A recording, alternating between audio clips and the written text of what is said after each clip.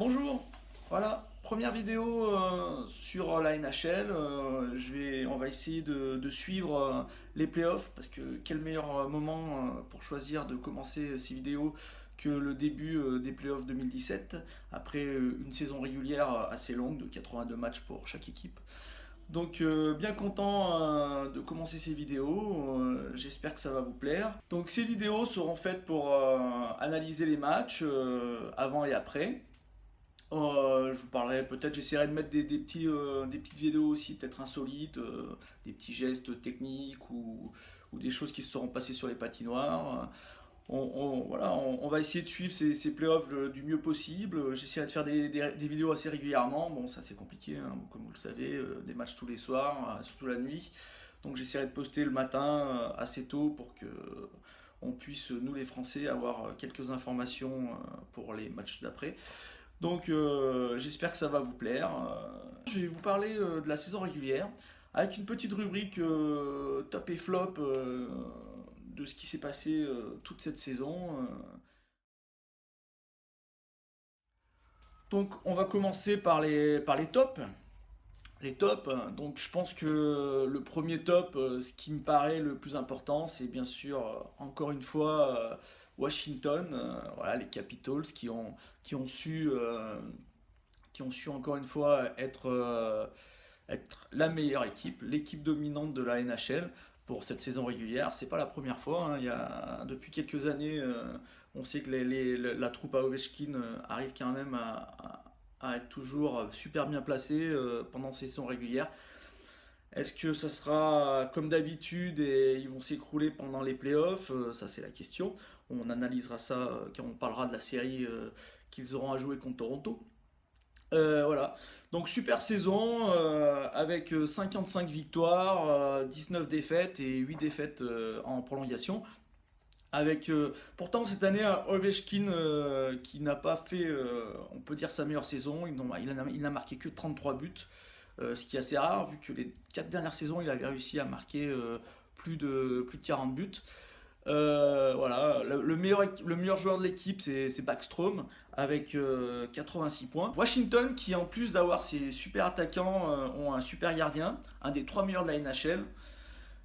Ils se sont aussi renforcés à la ligne bleue avec Shattenkirk qui venait des Blues de Saint-Louis. Donc vraiment une équipe très très forte qui a toutes ses chances pour gagner la Stanley Cup. Le deuxième top, je vais vous parler des Columbus Blue Jackets, qui est la surprise de cette saison régulière, à mon avis. Ouais, ils finissent donc troisième de la division métropolitaine, derrière Washington, donc les vainqueurs, et Pittsburgh. Franchement, personne n'attendait là les hommes de John Tortorella. Ils ont fait une super saison. Bon, il faut dire qu'ils, pour moi, ils ont le gardien qui a dominé la NHL cette année. Une équipe où toutes les lignes peuvent être dangereuses. Franchement, assez régulière. Bon, leur meilleur joueur, Cam Atkinson, avec 62 points, a fait une super saison. Il y a des petits jeunes qui ont montré plein de bonnes choses. Par exemple, Alexander Wennenberg, 59 points cette année. Un petit rookie qui a de l'avenir dans la NHL. C'est le deuxième meilleur pointeur de l'équipe. En plus, on a vu revenir des joueurs qu'on pensait un peu perdus, des joueurs troisième trio, comme Sam Gagné, qui a fait une super saison cette année. Non, franchement, c'est la grosse surprise contre le Blue Jacket. Et on va voir ce qu'ils vont donner en série. Bon, ils tombent contre Pittsburgh. Ça va être un peu difficile pour eux, je pense. Encore un autre top, Toronto, toujours dans l'association de l'Est. Toronto, je vais dire, une équipe de jeunes, encadrée par quelques vétérans, mais plein de petits jeunes prometteurs. Euh, Mike Babcock, l'ancien entraîneur des Red Wings, a fait un super boulot. bon, il faut dire qu'il y a le meilleur rookie de la saison, à mon avis, dans cette équipe, Austin Matthews, auteur de 40 buts, de 69 points, meilleur marqueur de son équipe. Et exceptionnel, je veux dire, une équipe qui montre de l'offensive spectaculaire, des très bons défenseurs rugueux, c'est gros, c'est fort, c'est puissant. Non, franchement, vraiment belle équipe. Avec Washington, ça va faire une super série spectaculaire. Je pense que c'est vraiment des matchs qu'il faudra regarder. Je vais finir sur Connor McDavid. Connor McDavid, bien sûr, qui est le meilleur joueur en termes de points cette année, avec 100 points. Ça faisait longtemps qu'on n'avait pas eu un joueur à 100 points dans la NHL. Les derniers, c'était Patrick Kane et Sidney Crosby. Donc, qui a amené Edmonton en playoff alors que c'était pas arrivé depuis bien longtemps. Donc Connor McDavid, bien sûr, j'espère on pourra le voir jouer longtemps.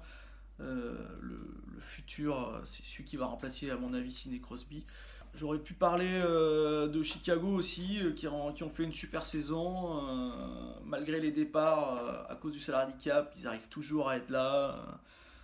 Patrick Kane arrive toujours à amener cette équipe, et Crawford, très, très bon gardien Crawford. Donc plein de top, même Montréal qui finit premier de sa division. Donc voilà, j'ai choisi ces 4 là parce qu'il fallait faire un choix. Maintenant on passe au flop. Alors les flops, je vais pas trop m'attarder, je vais pas trop parler des choses négatives, donc on va pouvoir parler. Premier flop, je dirais l'Avalanche du Colorado, saison catastrophique. Bon, ça commençait mal, hein. Avant même la saison, ils avaient déjà perdu leur entraîneur, Patrick Roy, qui était parti, il voulait plus entraîner cette équipe. On comprend pourquoi, on comprend mieux pourquoi. Donc saison vraiment catastrophique. Donc bon dernier de la NHL, juste 22 victoires. On comprend pas ce qui s'est passé. Pourtant, ils ont des joueurs pas trop mauvais, Matt Duchesne, McKinnon, pardon. Non, franchement, la vente du Colorado, en plus, je les vois pas remonter avant longtemps la pente, la pente vers les playoffs. Donc, à l'Avalanche, on va s'ennuyer ferme dans les prochaines années, à mon avis. Encore un flop, Détroit. Détroit, bon, ils ont bien fini l'année, mais pourtant ils seront pas aux playoffs. Ça fait 25 ans qu'ils faisaient toutes les années les playoffs. Cette année, pas de playoffs pour eux. Équipe vieillissante, à mon avis, pas beaucoup de jeunes prometteurs. Pareil, comme l'Avalanche, je crois pas qu'on les reverra de sitôt. La série c'est fini et on les reverra pas de sitôt en playoff, à mon avis. Et on va finir par une équipe qui l'année dernière était en playoff, elle aussi, comme Détroit.